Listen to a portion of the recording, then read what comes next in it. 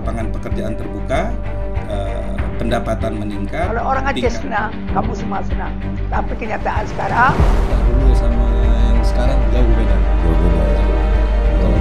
Anak-anak yang bapaknya udah syahid, kompetisi yang baik akan melahirkan pemain tim nasional. Karena kesejahteraan perempuan adalah juga kesejahteraan anak dan kesejahteraan bagi juga kaum.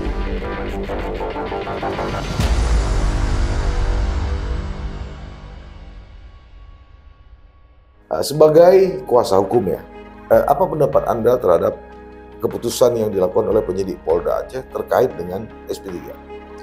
Tentu dengan perjalanan yang sudah lebih kurang 8 bulan lebih ya. Bahkan pernah dikeluarkan SP2HP oleh penyidik. Itu merupakan suatu pukulan berat bagi kami. Tiba-tiba dengan munculnya daluarsa ini menafikan semua alat-alat bukti yang ada. Benar. Gitu ya. Bahkan penyidik menafikan SP2HP yang dikeluarkan kemarin. Ada apa dengan penyidik Polda Aceh? Menurut Anda ada apa itu? Ya, kita bisa melihat, ini coba-coba kita lihat, berasumsi lah antara penyidik dengan BPN Aceh Besar. Ada lagi yang menggelitik bagi kami. Ini yang kita laporkan, Ali Imran CS. Namun yang Kocakarce kok BPN-nya.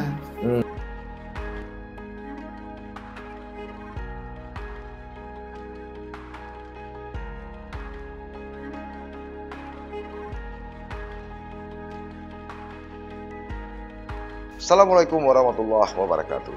Sahabat Sisi Lain, berbagai fakta, data, dan peristiwa terjadi.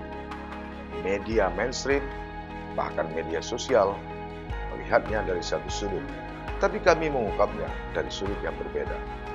Ikuti Sisi Lain di channel YouTube Saleh Abdullah.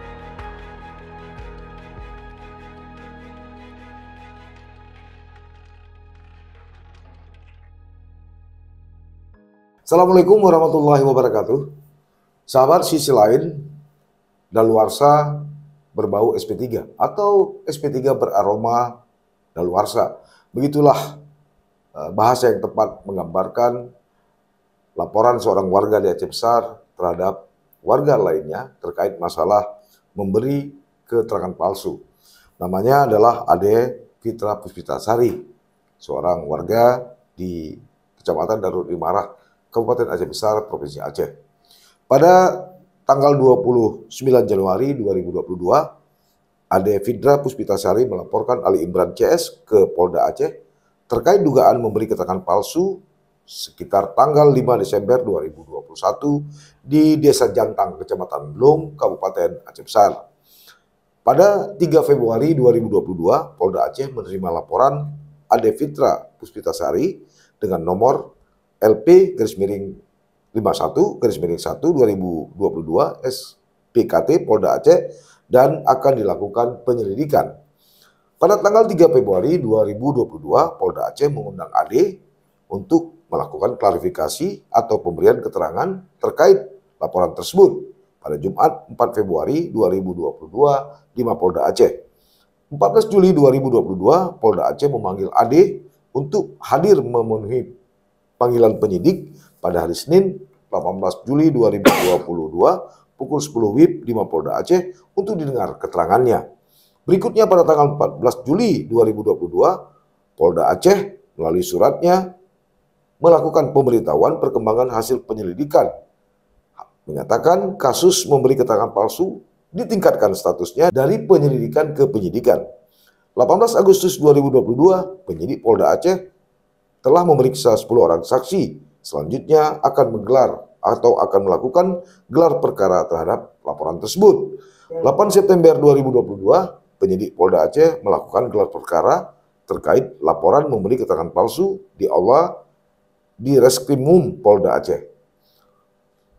Pada tanggal 13 September 2022, Polda Aceh mengeluarkan surat ketetapan justru perintah penghentian penyelidikan terkait laporan tersebut.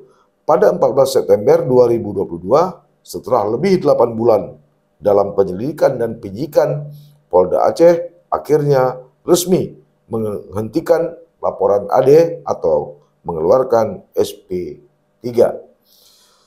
Bagaimana sebenarnya kasus ini dan apa pendapat dari AD terkait laporannya yang disebut-sebut dilakukan SP3 atau telah dilakukan SP3 karena sudah daluarsa atau lewat batas waktu. Malam ini kami mengundang kuasa hukum dari pelapor, yaitu Saudara Munawir. Saudara Munawir, sarjana hukum. Beliau adalah satu dari 3 kuasa hukum dari AD. Saya panggil siapa nih? Panggil Bang, panggil D, panggil Bapak. Ya, kalau dilihat dari umur panggil D ya. Tapi jangan, saya panggil nama aja ya. Boleh. Ya. Sebagai kuasa hukum ya. Benar. Apa pendapat Anda terhadap keputusan yang dilakukan oleh penyidik Polda Aceh terkait dengan SP3? Baik, terima kasih atas kesempatan yang diberikan kepada kami selaku kuasa daripada AD. Ya. Kalau kita melihat dari kasus yang kita laporkan, tentu dengan perjalanan yang sudah lebih kurang 8 bulan lebih, ya. Bahkan pernah dikeluarkan SP2HP oleh penyidik. Artinya kita melaporkan pasal 266 dan juga pasal 263 KUHP. Kedua pasal yang kita laporkan tersebut, ternyata di dalam SP2HP penyidik menyatakan terpenuhinya unsur pasal 266. Artinya keterangan palsu terhadap akta otentik itu terpenuhi unsurnya. Namun dengan keluarnya SP3 pada tanggal 14 September 2022, itu merupakan suatu pukulan berat bagi kami selaku kuasa hukum daripada AD, dan juga menjadi suatu momok bagi kami. Presiden jelek lah. Ya, bagi rakyat-rakyat yang di luar sana, yang sampai dengan hari ini sama-sama kita ketahui yang bahwa di Kabupaten Aceh Besar masih banyak tanah yang belum diajukan, baik itu AJB ataupun sertifikat hak milik. Dengan kejadian pada hari ini, banyak komentar-komentar bisa kita lihat di media dan sebagainya, sehingga kami berpendapat dan menyayangkan dengan keputusan daripada pihak kepolisian mengeluarkan SP3 dengan alasan daluarsa. Memang ini kan haknya penyidik ya. Itu haknya penyidik. Tapi kan seperti saya baca kronologis itu ya, dari penyelidikan ke penyidikan. Artinya penyidik sangat berkeyakinan bahwa alat bukti atau bukti-bukti untuk meningkatkan status dari penyelidikan ke penyidikan ini sudah sangat kuat. Ya, tapi di tengah perjalanan kan justru yang muncul alasannya daluarsa. Benar. Menurut Anda sangat masuk akal nggak ini? Walaupun ini adalah hak daripada penyidik. Kalau kita lihat dari apa yang dimaksud dengan daluarsa, kita uraikan dengan surat perintah perhentian perkara SP3, kita simpulkan ada 3. Yang pertama, kenapa suatu kasus dihentikan, tersangkanya meninggal dunia. Yang kedua, dari hasil lidik bahwa penyidik berkesimpulan itu bukan tindak pidana.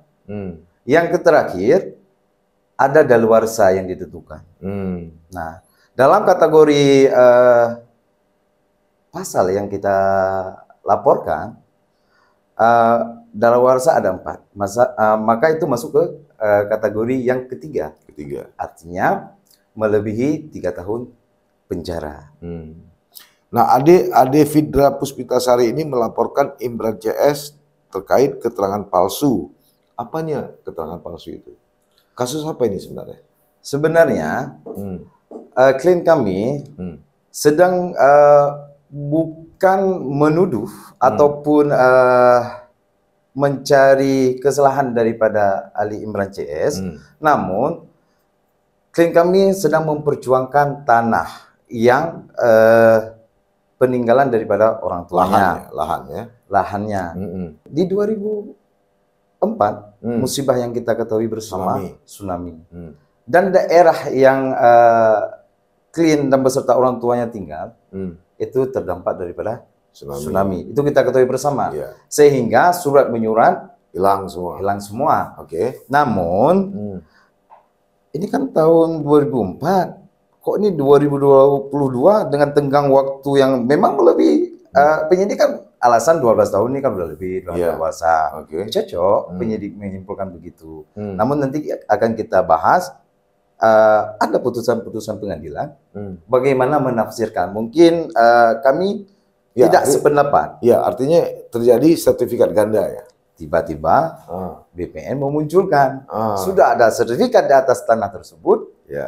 Dengan nama keluar di situ atas nama Ali Imran. Ya, artinya singkatnya ganda ya. Terjadi satu objek ganda. Ada 2 sertifikat. Betul ya. Sahabat sisi lain, sebenarnya malam ini kami mengundang Kepala BPN Aceh Besar yang berkantor di Janto. Namun beberapa konfirmasi kami yang awalnya menyatakan akan bersedia hadir, namun sampai saat ini mereka tidak berkenan hadir. Kita tidak tahu apa alasannya, tapi kami telah mengundang secara resmi.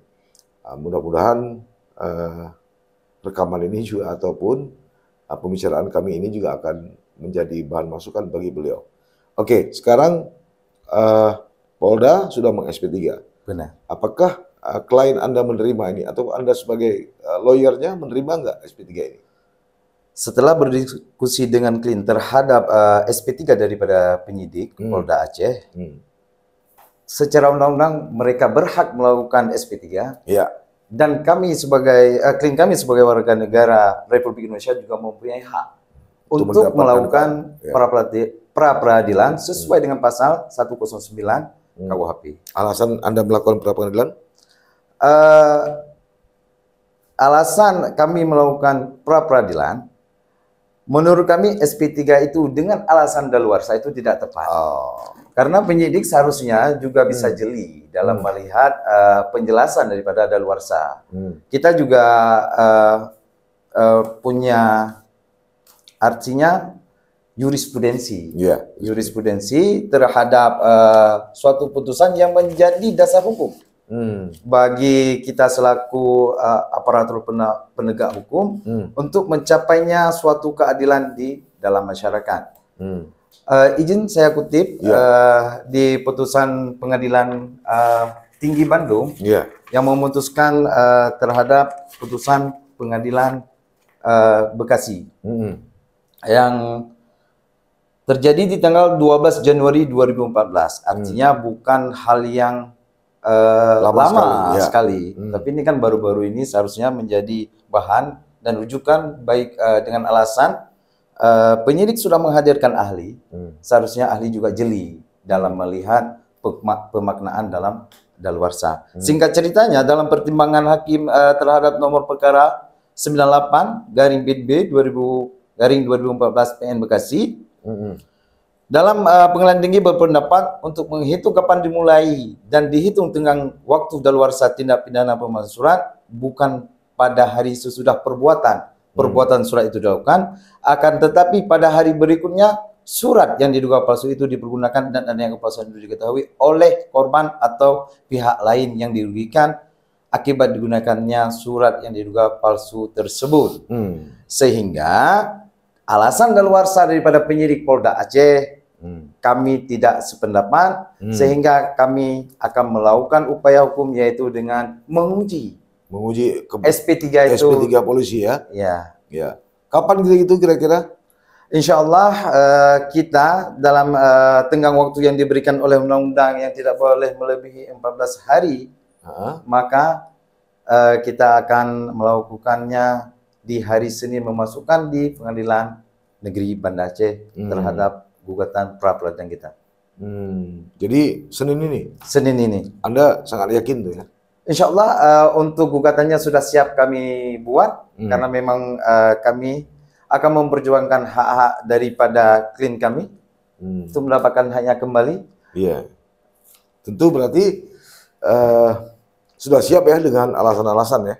Siap dengan salah satu alasannya itu tadi, tidak merasa berkeyakinan ini alasan daluarsa ini masih bisa diperdebatkan secara hukum. Artinya dengan ada putusan Pengadilan Tinggi Bandung terhadap apa yang saya bacakan tadi, itu memaknanya ketika surat keterangan palsu itu diketahui oleh yang merasa dirugikan haknya atau haknya diambil oleh orang lain, ketika diketahui maka di situ dihitung daluarsanya sampai dengan 12 tahun ke depan. Kita coba-coba untuk bermain analogi. Dengan mudahnya kita buat saja sertifikat dimanapun yang kita sukai. Ketika 12 tahun kemudian orang itu dia mengubah. Kenapa? Mereka menguasai. Mereka lahannya rutin dijaga. Namun sertifikatnya udah kita buat. Saya agak kurang paham hukum ya. Maksud saya, kenapa alasan penyidik daluarsa ini muncul belakangan? Padahal sementara status laporan ini sudah masuk ke penyelidikan. Harusnya kan dari awal ya. Maksudnya penyidik itu kan pada awal, memang sikap penyidik kan tidak boleh menolak laporan. Tapi sebelum ditingkatkan dari penyelidikan ke penyidikan, tentu kan alasan daluarsa ini bisa muncul di tengah gitu ya. Sehingga kalaupun mau di SP3 tidak lompat ke penyidikan ya, gitu kan. Gitu kan. Tapi logikanya tiba-tiba dengan munculnya daluarsa ini menafikan semua alat-alat bukti yang ada gitu. Benar. Gitu ya. Bahkan penyidik menafikan SP2HP yang dikeluarkan kemarin. Dengan menyatakan bahwa laporan kita 266 pasal 226 atau 263 dan mohon maaf, dan pasal 263 menyatakan di antara dua pasal tersebut yang terpenuhi unsur di pasal 266. Sudah dikeluarkan SP2HP, artinya kan sudah dilanjutkan nih dari lidik ke sidik. Artinya tinggal digelar siapa ini yang akan terjadi tersangkanya. Nah, tiba-tiba hari ini di tanggal 14 justru munculnya SP3. Sehingga kan ada apa dengan penyidik Polda Aceh? Menurut Anda ada apa itu? Nah, kita bisa melihat, ini coba-coba kita lihat, berasumsi lah antara penyidik dengan BPN Aceh Besar. Tanggal 14 mengeluarkan SP3. Tanggal 9 September kita lihat di data, bahkan ini kan laporan kita sudah 8 bulan yang lalu, lebih kurang 8 bulan lebih. Nah, di tanggal 18 Juli bulan 7, betul, penyidik kembali memanggil klien kita, sebagai saksi, di tanggal 18. Di tanggal 19 BPN mengeluarkan sebuah kita bilang pernyataan, bukan pernyataan, namun jelas kita lihat di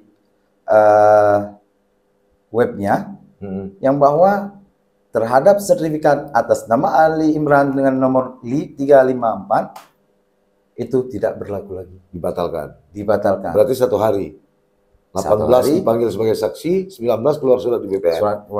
Nah, ada lagi yang menggelitik bagi kami. Ini yang kita laporkan, Ali Imran CS. Namun yang kocar-kacir kok BPN-nya. Malam harinya, di tanggal 19 Juli juga 2022, bisa kami tampilkan nanti ini. Oknum ya, kami katakan oknum BPN, datang menjumpai klien kita. Untuk apa? Untuk berdamai dengan Ali Imran. Ini kok BPN yang lebih sibuk daripada Ali Imran. Bahkan untuk sampai dengan malam ini, Ali Imran tidak juga menemui klien kita, walaupun itu adalah keponakannya sendiri. Atau mungkin dia udah merasa di atas angin kan, karena udah di SP3 kan. Bisa jadi.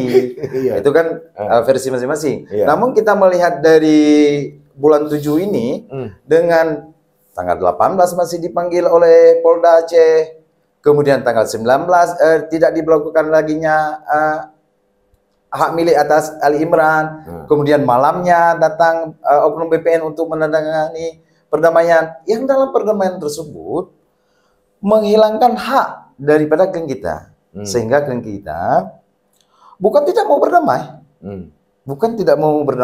namun apakah perjanjian perdamaian itu baku yang disodorkan langsung baru kita tanda tangan? Ini perdamaian. Kalau bukan kredit di bank yang memang perjanjiannya sudah baku. Sehingga di dalam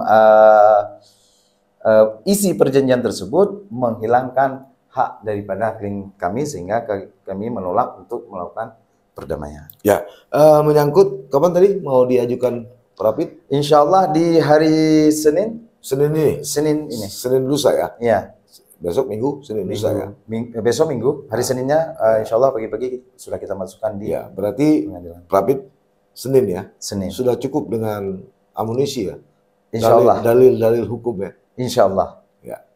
Kita tetap akan istilahnya apapun yang akan terjadi nanti putusan daripada pengadilan. Namun yang ingin kami sampaikan di sini bahwa haknya klien kami terhadap SP3 itu kami pergunakan. Ya, mencari kepastian hukum ya. Kepastian hukum adalah hak warga negara dan itu dijamin juga oleh di depan hukum dan oleh hukum.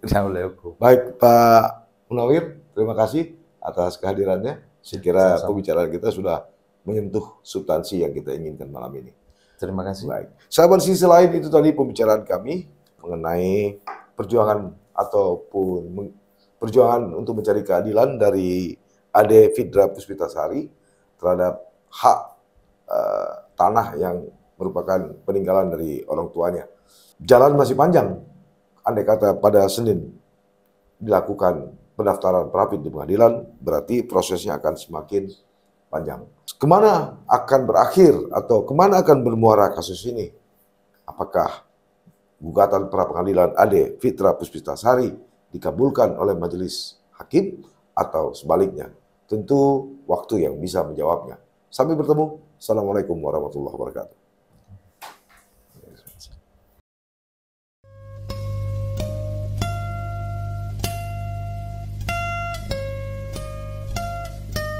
Jangan lupa like, komen, dan subscribe. Serta aktifkan lonceng notifikasi.